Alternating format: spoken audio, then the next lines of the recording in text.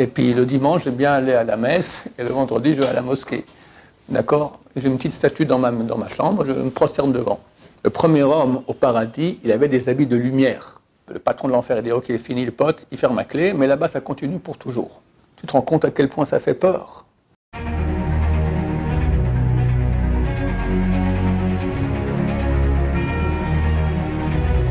Ce jour dédié pour l'élévation de l'âme de Eliet Rachel Bat Mirei, dont c'est aujourd'hui l'anniversaire du décès.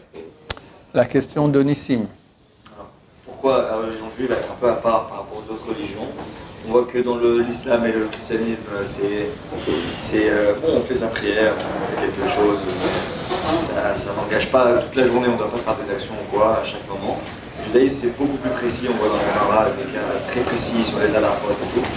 Pourquoi aussi précis Pourquoi autant de précision dans le judaïsme, où chaque moment de la vie, on nous demande quelque chose, c'est géré, il faut faire comme ci, il faut faire comme ça, alors que dans d'autres religions, c'est plus cool.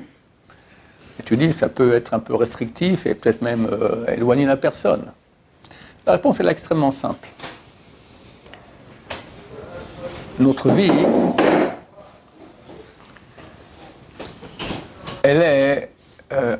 on est ici en situation de passage sur Terre. Une vie extrêmement courte. Et après, il y aura une vie éternelle avec l'aide de Dieu. Éternelle. Éternelle, c'est inimaginable. Ça finit jamais. Et tout ce qu'il y aura dans ce monde éternel sera la fonction directe de notre comportement ici sur Terre. Ça veut dire que chaque seconde de notre vie ici sur Terre a un impact éternel, cosmique. Dès lors, comment est-ce que je peux perdre mon temps? Si on réfléchit bien à cela, ça fait très peur. C'est-à-dire que chaque seconde de ta vie t'a reçu en cadeau pour préparer ton éternité. Est-ce qu'on peut perdre son temps? Perdre son temps, c'est perdre l'éternité. Il y a une parole des sages d'Israël qui est terrifiante. Elle dit que Dieu est prêt à pardonner l'assassinat, les interdictions sexuelles, c'est les interdictions les plus graves du judaïsme, la avodah zara, l'idolâtrie, mais pas Bitul Torah. C'est quoi Bitul Torah? Quelqu'un qui peut étudier, il n'étudie pas. Il garde un feuilleton, il discute, il dort trop, qu'est-ce que j'en sais, il perd son temps. Dieu dit, je suis prêt à pardonner l'assassinat, l'idolâtrie, l'adultère, le péché sexuel les plus graves. Mais pas ça. C'est illogique, je ne comprends pas. C'est comme si quelqu'un vient à la yeshiva, il veut se faire recevoir à la yeshiva. Bon, je fais une petite interview. Alors, il me dit, je pense c'est quoi son SRA? Et ben, je sais pas, je suis un peu paresseux, j'aime bien jouer aux cartes, j'aime bien regarder un feuilleton, lire le journal. Bon, j'en reçois un autre. Je lui dis, c'est quoi ton SRA? Ben, moi, si on m'énerve, j'étrangle la personne. J'en ai déjà étranglé pas mal dans ma vie. Et dans mes temps de libre, je vais coucher avec des femmes mariées. Et puis le dimanche, j'aime bien aller à la messe, et le vendredi, je vais à la mosquée. D'accord? J'ai une petite statue dans ma chambre, je me prosterne devant. Il y a plus de chances que je reçoive à la yeshiva le premier élève que le deuxième. Le type il est dangereux, il peut s'énerver, étrangler quelqu'un ici. Eh bien, Dieu dit non. Pour moi, le premier est beaucoup plus grave que le deuxième. Et pourquoi? La réponse est extrêmement simple. Parce que quand quelqu'un fait un péché aussi grave qu'il soit, il investit dans le mal. Attends, le mal, il est fini. Il n'y a rien qui soit infini à part Dieu. Dans la réalité, il n'y a que Dieu qui est infini. Et nos âmes que Dieu a créées en tant qu'âmes divines. Donc elles sont aussi éternelles. Le mal, il a une limite. Un bon moment dans l'histoire, Dieu dit « Halt, c'est fini ». On annule le mal du monde et il n'y a plus de mal. Le mal est fini. Donc, tout investissement que tu feras dans le mal, forcément les conséquences seront finies. Le Rambam, il cite 24 types de personnes qui vont en enfer pour l'éternité. On appelle ça l'Olam ou l'Olme Olamim, pour l'éternité de l'éternité des éternités. en enfer pour toujours. C'est-à-dire qu'à un moment, c'est marqué que Dieu dit « Ok, on ferme l'enfer ». Tout le monde sort, puis il y a encore là-bas un groupe qui reste là-bas. Le patron de l'enfer dit « Ok, fini le pote », il ferme la clé, mais là-bas, ça continue pour toujours. C'est terrible. Les kabbalistes écrivent « C'est impossible ». C'est vrai que ça sera extrêmement long, la présence de ces gens-là en enfer, mais à la fin, il est impossible que quelque chose qui soit du monde du mal soit infini. Donc à la fin, ça s'arrête, et ces âmes-là, vu que ce sont des âmes divines à la base, elles vont rejoindre la divinité aussi. Donc le mal, il est fini. Alors, peu importe le mal que tu fais, le plus grave qu'il puisse y avoir, tu auras un purgatoire qui est très très très long, qui fait très très très mal, et on déconseille à tout le monde de passer par là. Mais à la fin, ton âme, elle va rentrer dans le monde de l'infini, elle sera là-bas. Par contre, si tu perds ton temps, tu peux étudier de la Torah et tu ne l'as pas fait. Là, la perte que tu as faite, elle est dans quel registre? Un registre infini. Tu as perdu de l'infini. Quand tu fais un péché, tu as investi dans du mal fini. Lorsque tu n'étudies pas la Torah alors que tu peux le faire, tu perds de l'infini. C'est inquantifiable. Je peux dire à quelqu'un quelle est la perte qu'il a eue lorsqu'il a eu une perte d'infini. C'est inquantifiable. C'est-à-dire que notre vie ici, elle est très courte. Elle mérite que chaque moment soit de l'intensité de vie la plus grande qu'il puisse y avoir. Rav Steinman, c'est le grand de la génération, il est mort à l'âge de 105 ou 106 ans, il y a quelques années. Alors une fois, on l'a amené à Jérusalem, et quand on sort de Jérusalem, sur la gauche, on voit, il y a le cimetière. On voit des milliers de tombes. Le Rav, il a vu ça, pendant 10 minutes, il ne peut plus parler. Pourquoi? Parce que quelqu'un comme lui se rend compte de la valeur de la vie. Quand tu vois des morts, il y avait un pauvre type, il y a 50 ans, quand j'étais jeune, il chantait une chanson de variété. Chante la vie comme si tu devais mourir demain. Chante, chante, d'accord? Bon, c'est sympa. Quelqu'un lui dit, il va mourir demain, qu'est-ce qu'il fait? Il va se mettre à chanter. Nous, on aurait dit, si quelqu'un sait qu'il va mourir demain, ben, qu'il commence chaque seconde qui reste à investir dans l'infini. Maintenant, lui, on dit, il va mourir demain. Mais nous tous, notre mort, j'espère le plus loin possible, mais elle est très prochaine. 120 ans, c'est rien par rapport à l'infini. Rien, rien, rien. Demande aux gens qui sont vieux, dis-moi, la vie, ça passe vite? Ils m'ont fait comme ça, comme un clin d'œil. Tu as 20 ans, tu n'as pas le temps de dire ouf, tu as déjà 80 ans. Ça passe très très vite. Et l'impact de cette vie, il est pour l'infini. Alors comme, quand on dit au type, chante la vie parce que demain tu vas mourir, alors il se met à chanter, ben, un bon juif, quand il passe près du cimetière, il voit ça, il voit des morts, il dit « Ah, je suis encore vivant, il faut que j'en profite. » Je ne dirais pas à mort, parce qu'on ne veut pas la mort. J'en profite, à vie. Le Goldwiner, il écrit que lorsque la personne meurt, alors on amène son corps, il y a des oraisons funèbres, les gens parlent, c'est un type bien, etc. Après on prend son civière, on l'amène et on l'enterre. Et dans toute cette période de temps où il est proche des gens vivants, il n'est pas encore dans la tombe, il voit tout ce qui se passe, il est là, son âme est là. Il dit il a une souffrance terrible, il a une jalousie terrible, parce qu'il ne peut plus rien faire. On dit Kaddish pour lui, il ne peut même pas répondre Amen. Fini. Fini pour toujours. Mais j'aurais besoin... Trop tard, mon cher ami, trop tard. Il fallait te réveiller avant. Tu te rends compte à quel point ça fait peur? C'est un cadeau que Dieu nous donne, la vie. Dieu nous aimant. C'est marqué, la fin de traité Makot, on a une Mishnah que tout le monde connaît. Rabbi Hanma ben Agash Omer, à chaque jour, Israël. Dieu a voulu faire mériter Israël. C'est pour ça qu'il aura multiplié les Torah à la mitzvot. Multiplié. C'est-à-dire que je te donne une vie, maintenant moi je vais te donner une vie éternelle riche, intense, grande. Mais vu que la vie éternelle, elle est exactement en fonction de la vie de préparation à ce monde éternel qui est ici, alors je te donne beaucoup de choses à faire. Et chaque seconde, si c'est louer Dieu, si c'est étudier sa Torah, si c'est rendre service à quelqu'un, faire du chesed, prier, il n'y a pas de seconde de libre, ça n'existe pas une chose pareille. Parce qu'une seconde de libre, c'est une seconde de mort. De perte d'infini, inquantifiable. Je te parle, je ne suis pas bien placé pour parler, d'accord, parce que nous tous, hélas, on perd du temps. Le Gaon de Vilna faisait son bilan annuel, il a vu qu'en une année, il a perdu 8 minutes. On dit le temps de lacet des chaussures. Il n'avait pas encore les scratchs comme ça, ou les fermetures éclair, d'accord. 8 minutes de sa vie pendant l'année, c'était terrible pour lui.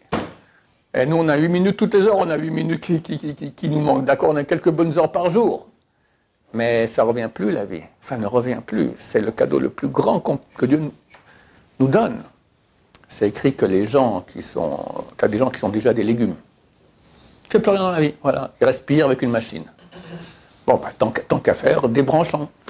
Jamais de la vie. Une fois, ils ont fait ça. Le type est venu en rêve et dit, mais j'avais encore 2 jours à vivre. Je faisais des tikkunim énormes, même à rien faire. Quelqu'un qui peut rien faire, quelqu'un qui peut, il doit faire, mais quelqu'un de rien faire, même respirer ici, il fait déjà un très grand tikkun. Tant qu'il est sur terre. Une fois que c'est fini, c'est fini. Donc, Dieu qui nous aime, il nous demande de faire beaucoup de choses. Et encore, je vais te dire la vérité, c'est très peu par rapport à ce qu'on peut faire, parce qu'il y a beaucoup de choses qu'on ne peut plus faire aujourd'hui, parce que le temple n'est pas là. Beaucoup de lois, d'impureté, etc. Très bientôt vient Mashiach, on aura plein de mitzvot en plus, d'accord. Bezrat Hashem. Et ce sont que des cadeaux infinis que Dieu nous donne. Quand Dieu nous donne un cadeau fini, tu te donnes un bon steak à manger, d'accord, et tu vas faire, je sais pas, une belle promenade, d'accord, etc. Ok, mais qu'est-ce que tu as reçu? Tu as reçu du fini. Le steak, combien de temps tu vas le manger? Allez, un bon verre de vin à 10 000 € la bouteille, d'accord? Tu avales un peu de vin, délicieux. Combien de temps il reste dans la bouche? Après 30 secondes, ça devient dégueulasse déjà, donc tu avales. 100 €, hein. 100 € au moins, la gorgée. 30 secondes, 100 €. Mais c'est fini, c'est terminé. Alors que quand tu fais un acte qui a une portée divine, c'est infini, pour toujours.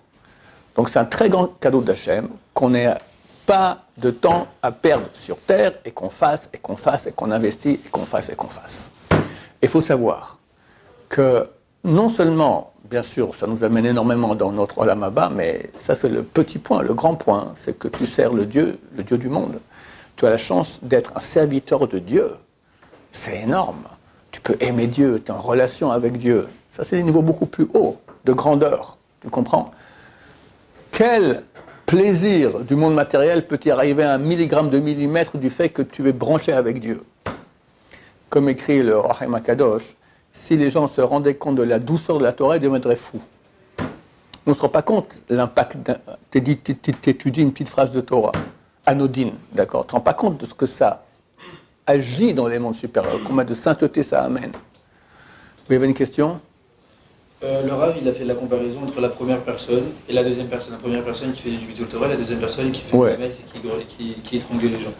Mais la deuxième personne qui étrangle et qui fait de l'idolâtrie, qu'elle va première qui fait du Bitul Torah. C'est vrai que celui qui étrangle, pendant qu'il étrangle, c'est rare qu'il soit en train d'étudier en même temps la Gemara. Donc il faut aussi du Bitul Torah. Mais il semblerait que les paroles des sages d'Israël veulent dire quelqu'un qui fait beaucoup de Bitul Torah, d'accord, quelques bonnes heures. Étrangler, combien de temps ça prend? 3-4 minutes. Puis après, il se remet devant son bouquin et il étudie. D'accord, un type qui fait Bitul Torah, il ne dira pas je fais 3-4 minutes de Bitul Torah. Il fait 3-4 heures de Bitul Torah. Je crois que c'est ça le sens des paroles des sages d'Israël. Et le Rav a dit que le mal a une fin. Oui. Mais on voit que Korach jusqu'à la fin du temps, il se... Non, pas à la fin du temps. C'est marqué Tzadik Katamar Ifrach. Le Tzadik, comme le palmier, il va fleurir. Sauf tes votes, Korach. Tzadik, Kouf, Katamar Resh, Ifrach Chet. Korach, pour dire qu'à la fin des temps, il va revenir sur terre. C'est un Tzadik qui va fleurir comme un palmier. Mais à la fin des temps, c'est le mal, il va prendre forme. Parce que je crois que j'ai entendu qu'à la fin des temps, on ne pourra pas faire la comparaison entre le bien et le mal. Donc il y aura ni le bien ni le mal. Très bientôt, Mashiach vient. Quand Mashiach vient, c'est marqué il va avir Ruach Hatuma Minaharetz. Je ferai passer l'esprit d'impureté de la terre. Il n'y aura plus de mal. Terminé. Donc s'il n'y a pas de mal. Non. Donc le bien ne sera pas du bien parce que non, le bien il sera là simplement. Aujourd'hui, tu as un mal qui se déchaîne. D'ailleurs, tu le vois dans le monde. Tu as beaucoup de mal et c'est dur. À cause de ce mal, c'est dur pour toi de faire le bien. Mais tu sais ce que c'est le bien? C'est la parole de Dieu, ce que Dieu te demande. Je demande maintenant d'aller dans la rue, de ne pas regarder les femmes, d'accord? On demande aux femmes de s'habiller en tsniout. C'est dur. Ces deux choses-là sont extrêmement dures. Pourquoi? C'est une tentation du mal. Il n'y aura plus de tentation. On fera tous le bien. Mais on sait c'est quoi le bien. C'est pas parce qu'il n'y a plus de mal que le bien n'est pas un bien. On sait ce que c'est. Il y aura toute la Torah. Simplement, on le fera facilement parce qu'il n'y aura plus de mal, il n'y aura plus de tentation du mal. On n'a plus de libre arbitre non plus. Donc, la vraie vie, c'est maintenant quand tu as la tentation, quand tu te bats contre tes mauvaises tentations. Et du coup, on n'aura plus de mérite alors. Plus de mérite. Plus de mérite, plus de libre arbitre, plus de mérite. C'est comme la mort. Mashiach, il vient. Alors, tout le monde attend Mashiach, mais il faut savoir que pour nous, il n'y a aucun avantage. Pourquoi on veut Mashiach? On veut Mashiach parce que quand Mashiach se dévoilera, le mal, il est éradiqué. Tout le monde reconnaît la vérité du Dieu d'Israël et il y aura une grande gloire au Dieu d'Israël. Actuellement, il y a énormément de bénéfices. Attends, je vais expliquer. Actuellement, il y a une grande profanation du nom de Dieu. Dieu qui est le créateur du monde, Dieu qui donne tout le flux à l'humanité et tout le monde lui fait comme ça. D'accord? Et le peuple juif qui est son peuple adoré, tout le monde lui tombe dessus. D'accord? La CPI, antisémitisme, etc. C'est anormal. Cette situation anormale s'arrêtera. Et tout le monde reconnaîtra la véracité, la grandeur du Dieu d'Israël. Mais pour nous, au niveau privé, nous, on perd. C'est comme la mort. Qu'est-ce qu'il y a le jour de la mort? Le jour de la mort, le corps, on l'enterre. L'âme, elle va au paradis. Il n'y a plus de Yetzer Hara. Et au paradis, il voit toute la vérité, il voit Dieu. C'est très bien, le paradis c'est sympa. Bon, d'abord il y a un peu d'enfer, puis après, ou beaucoup d'enfer, ça dépend qui, quoi, comment. Après on va au paradis, et là-bas c'est pour l'éternité, tu es avec Dieu et tu montes sans cesse. Fantastique, mais tu n'as plus de libre arbitre. Comme à Chervin, c'est la même chose. Le mal, il est éliminé, il y a un dévoilement de Dieu et de la vérité de la Torah, et il n'y a plus de libre arbitre, donc tu n'as plus de challenge, tu n'as plus de mérite. Alors ça sera sympa, parce qu'on sera avec Dieu, on va connaître les profondeurs de la Torah, chaque jour sera 24 fois plus intense que le jour d'avant, très très bien, mais du mérite, il n'y en aura plus. Le mérite, c'est maintenant. Quand c'est dur de se lever le matin, dur de ne pas regarder les filles dans la rue, dur de se concentrer, refaire la Gemara, etc., dur de ne pas s'énerver, tout ce que Dieu nous demande, d'accord? C'est extrêmement dur, mais c'est sur ça que tu as le mérite. Parce que tu as un Yetzer Hara, tu as une des pulsions d'écouter le côté du mal, le mauvais penchant. Utiliser la terre jusqu'à la date limite. Utiliser la terre, c'est quoi utiliser la terre? C'est-à-dire qu'on vivra sur terre jusqu'à la date ouais, limite. Jusqu'à l'an 6000, on vit ici sur terre. Et donc s'il ressuscite les morts, ça veut dire qu'on ne pourra plus mourir, nous. Plus personne ne meurt si on ressuscite les morts. Je vais expliquer en deux mots, parce que je pose la question, c'est un peu hors sujet, mais je vais en parler. La résurrection des morts, c'est les morts qui vont ressusciter. Mais nous, ça serait quoi? C'est qu'on va changer notre habit de peau en habit de lumière. Le premier homme au paradis, il avait des habits de lumière. Kutnot or. Et quand il a péché, le péché originel, c'est marqué que Dieu lui a cousu des habits de peau. Kutnot or. Car or, c'est peau, et or qui est lumière. C'est ça, c'est nos habits, c'est quoi? C'est ton corps. C'est un habit. Cet habit-là, quand très bientôt vient Mashiach, il y aura le temple, etc., on va se sanctifier. Maintenant, plus quelqu'un va se sanctifier, au bout d'un moment, il reçoit une lettre du bureau du Mashiach qui lui dit, cher ami, on vous a suivi, vous êtes beaucoup sanctifié, voilà, demain, mercredi, la semaine prochaine, mercredi, 9h59, vous changez votre habit de peau en habit de lumière. On va faire un grand festin avec tous les copains, et hop, et à 9h59, tac, t'enlèves ton habit de peau qu'on va enterrer dans la terre et tu reçois un habit de lumière.